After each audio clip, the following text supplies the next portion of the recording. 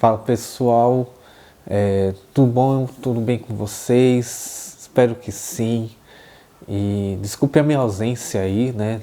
Apesar que eu sou meu terceiro vídeo aqui no canal, mas eu não estava muito bem ultimamente para ficar fazendo vídeo. Eu até gravei, produzi um conteúdo aí que eu vou comentar agora sobre o filme. Assim, vamos rapidamente só colocar em pauta, né?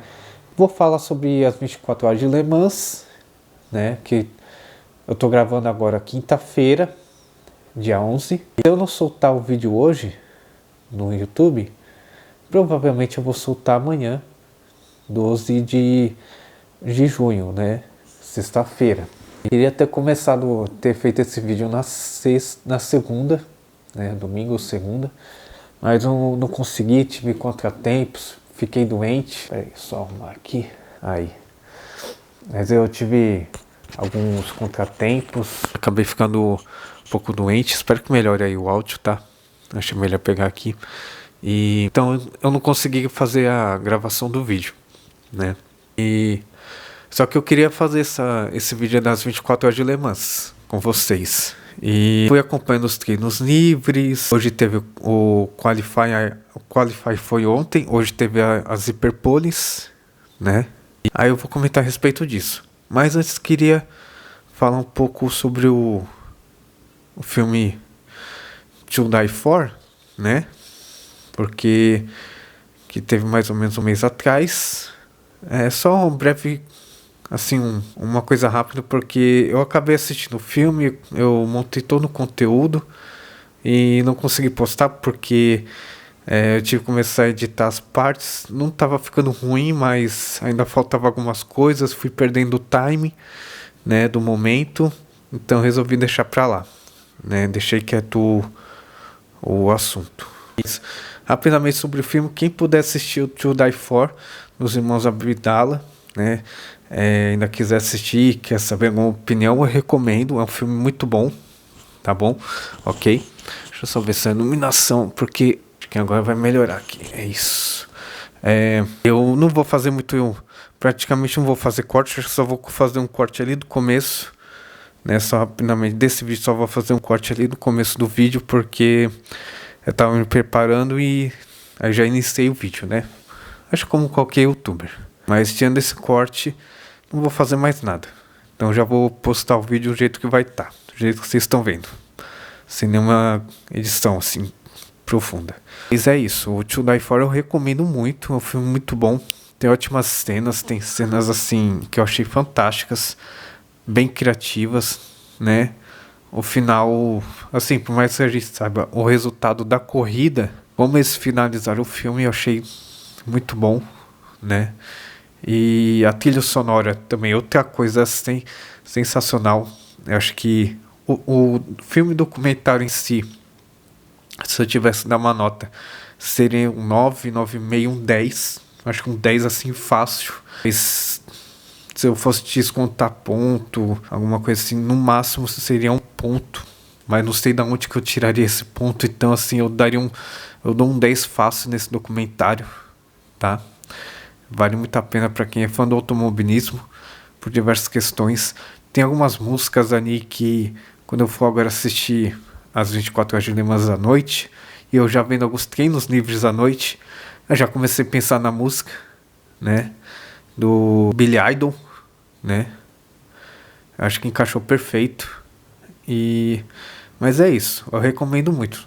Eu só queria aproveitar porque já estou falando das 24 horas de Le Mans e To Die For a respeito das 24 horas de Le Mans. Eu queria só dar esse encaixe no vídeo, mas vamos voltar para as 24 horas de Le Mans, né? E assim, eu queria dar uma opinião minha, né? Que eu acho que vai ser a corrida, que eu acho o que eu tô vendo que tá acontecendo.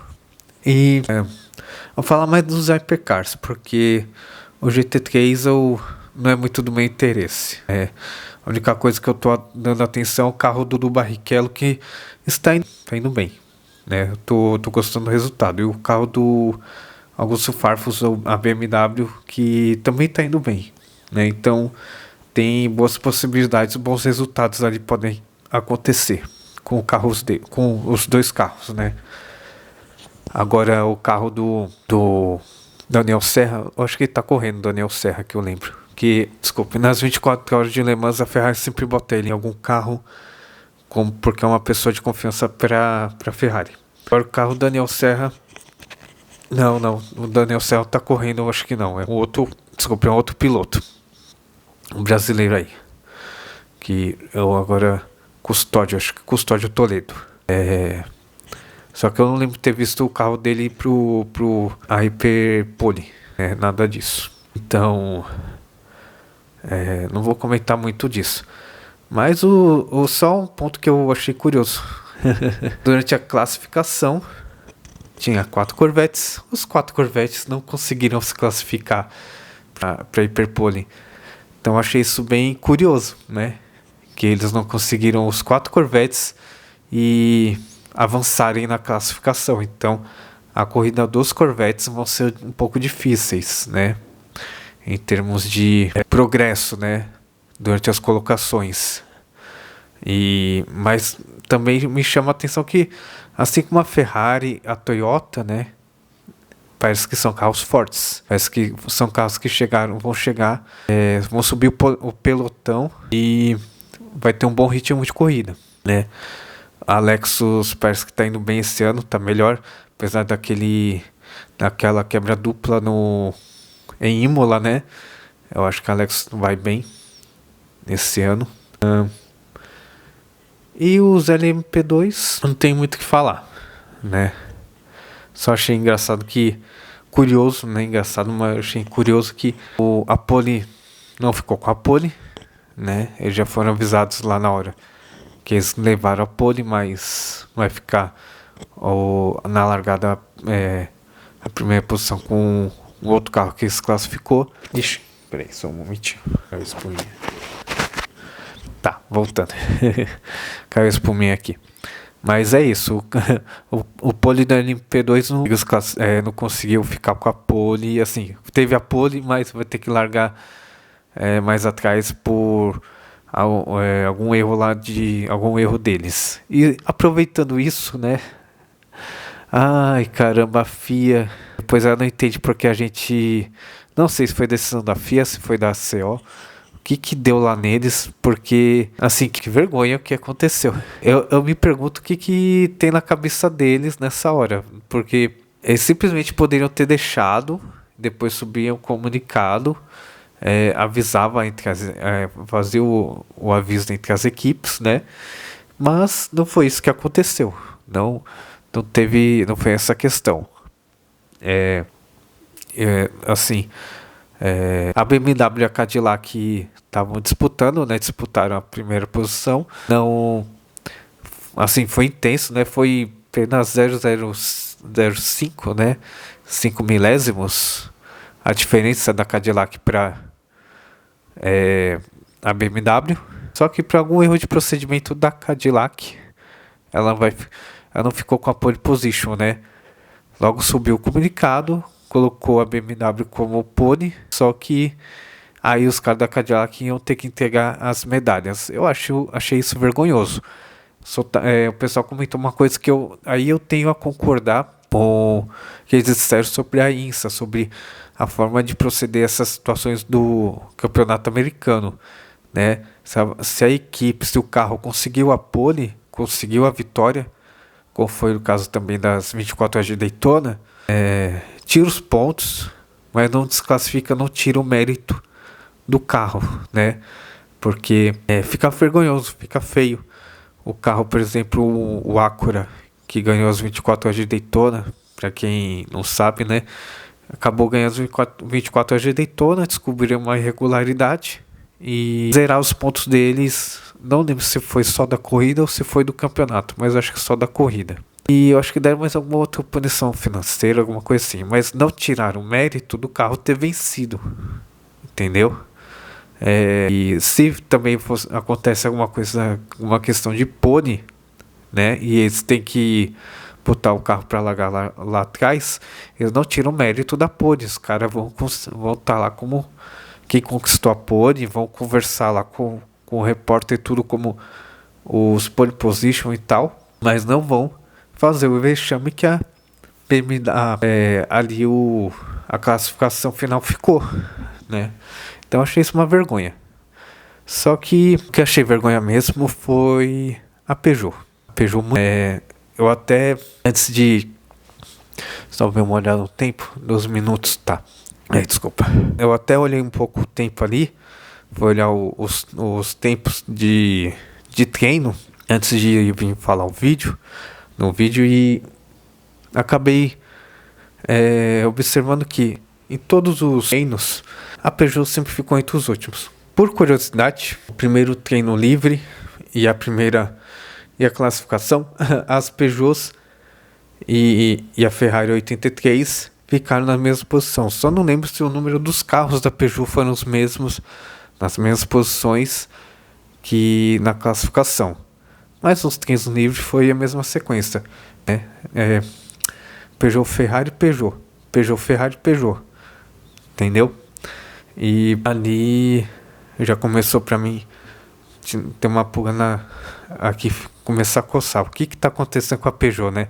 Aí os caras começaram a falar, talvez seja o BOP. E de fato, como não estão podendo mostrar o BOP, né?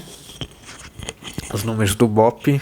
Então, eu acredito que seja isso. O BOP foi severo com a Peugeot. Ela já tem uma dificuldade muito grande de acerto nesse carro para encontrar desempenho. E tá sofrendo demais. E assim, se olha os tempos do carro da Peugeot, alguém aí pode até depois soltar no treino livre 4, ela conseguiu ficar entre os 10. Desculpa.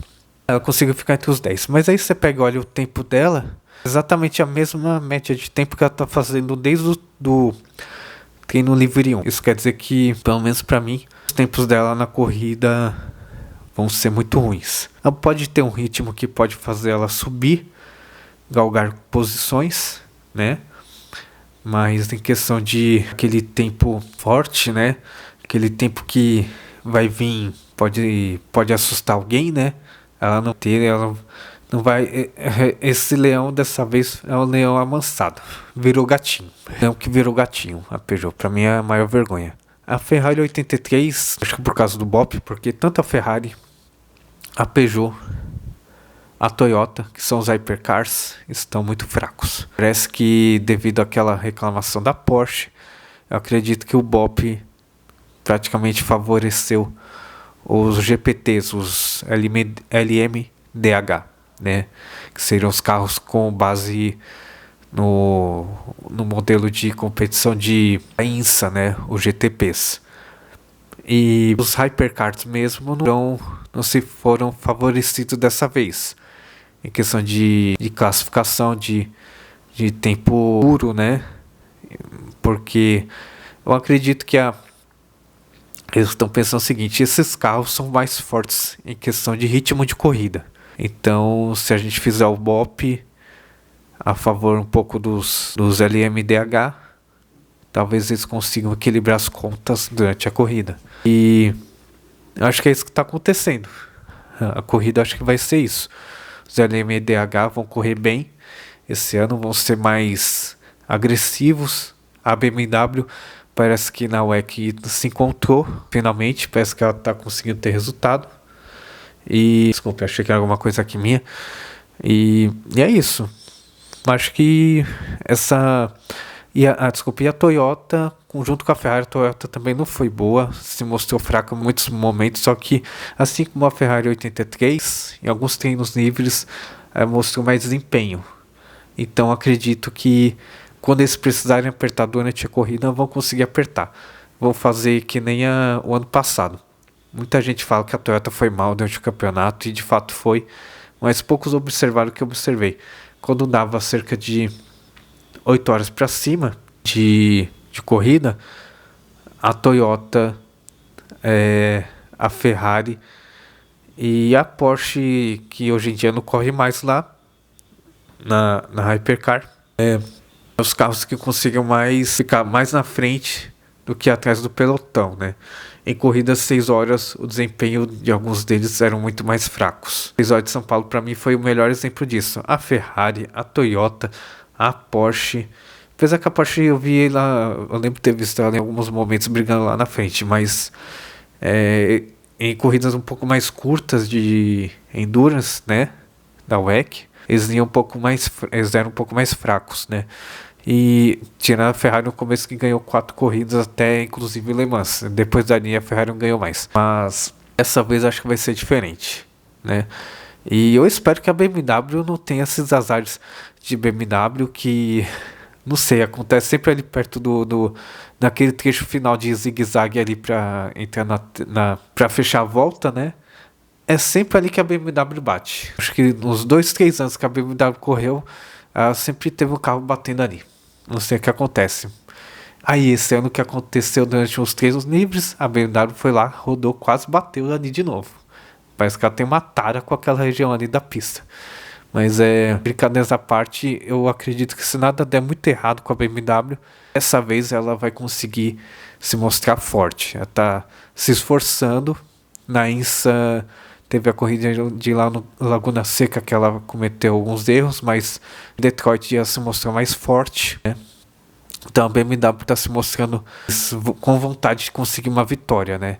Então dos LMDH, acho que é a que mais tem chance. Lembrei agora.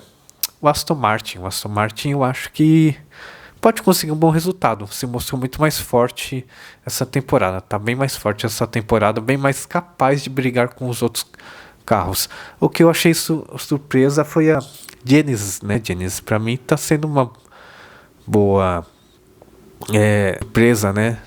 Ela tá conseguindo durante os treinos livres e agora durante a classificação ela obteve ótimos resultados, né? Para quem chegou agora, então é uma grande surpresa. Vamos ver se esse motor que a Hyundai montou, né, para a Genesis poder correr, vai funcionar, vai dar certo. Eu espero que dê certo, né? E por curiosidade, né, como eu disse, estou fazendo vídeo hoje dia 12, quando eu for postar o vídeo, né? Provavelmente já vai ter alguma coisa do carro GT3 da Genesis, né? Porque, assim, isso é mais do lado do GT3. Quem faz o GT3 tem que fazer um Hypercar, né? Por isso que a Ford e a McLaren estão lançando os seus Hypercars. A Mercedes provavelmente vai ficar, assim, se a FIA quiser, pode chutar a Mercedes fora, porque ela já deixou claro que não quer fazer o Hypercar. A Porsche tem um ponto, porque ela já fez o Hypercar, por questões dela, ela não pôde ficar na categoria, né? E aí poderia a equipe que era particular e tinha um Porsche, não podia ter 2 Porsche porque é caro, né? Então, mas a FIA dá um ponto a Porsche porque ela pode sim trazer o Hypercar dela, né? O 963. Então, não vai ter esse problema, né? Mas voltando, a Genesis ela parece que vai lançar o GT3 dela, né? E vamos ver. Eu espero que consiga bons resultados também com o GT3 dela. Vamos ver como vai ser. Também teve. Vou dar uma olhada depois na internet. Eu sei que a Toyota, no começo desse mês, ela fez a apresentação hoje do LH, né? O GR Sport LH. Uma coisa assim o nome do carro. Que é uma versão do Toyota TR10 com um motor a hidrogênio. É curioso isso. Achei bem curioso essa parte. Que é um motor a hidrogênio, né? Seria curioso se eu tivesse colocado esse carro para correr na garagem 56. Acho que seria um bom experimento. Mas não sei porque ela não quis fazer isso. Seria interessante. Acho que ela poderia ser um pouco mais, se arriscar um pouco mais, né? E eu acho que é isso. Eu espero que o que eu acredito que vai acontecer, né? Só botando agora para finalizar, a Ferrari, tanto a 83 quanto as outras duas, a 51, vão galgar posições junto com a Toyota. A Aston Martin vai conseguir algum bom resultado. Acredito que ela não vai ficar em último. A Peugeot está sendo uma vergonha. Eles vão ter que remar muito, vão ter que fazer alguma estratégia meio louca para conseguir algum resultado decente, porque esse ano está sendo meio complicado, né? Ela faz, sei lá, uma boa classificação, que não foi nesse caso, nem isso conseguiu, mas ela faz boa classificação e vai descendo o grid, né? O pessoal vai passando ela. Agora, dessa vez nem precisou, ela se manteve lá embaixo mesmo. Ela não precisou ficar lá sem o pessoal passar, já ficou lá embaixo mesmo, porque tá horrível. Uma vergonha, uma decepção. Isso porque eu sou um fã da Peugeot, eu torço para esse carro da Peugeot, porque pra mim tem o que extrair ali. Mas não estão conseguindo e o BOP não está favorecendo eles, né? E a Genesis, eu acredito que se o carro não quebrar, vai conseguir bons resultados.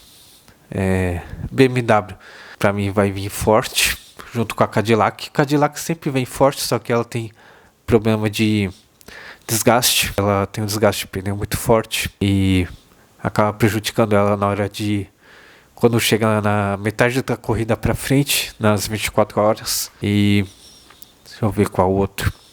A Alpine, eu lembro se eu disse da Alpine, mas a Alpine acho que vai fazer uma boa corrida, vai conseguir ameaçar alguma coisa, ao contrário da Peugeot.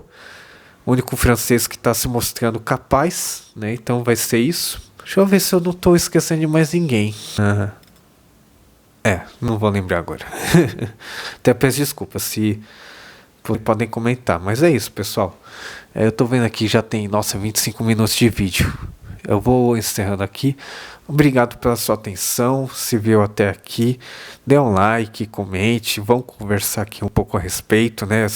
Comentem aí, por favor. E é isso. Obrigado pela atenção. Dê um like, um hype e até uma próxima, tá bom? Falou!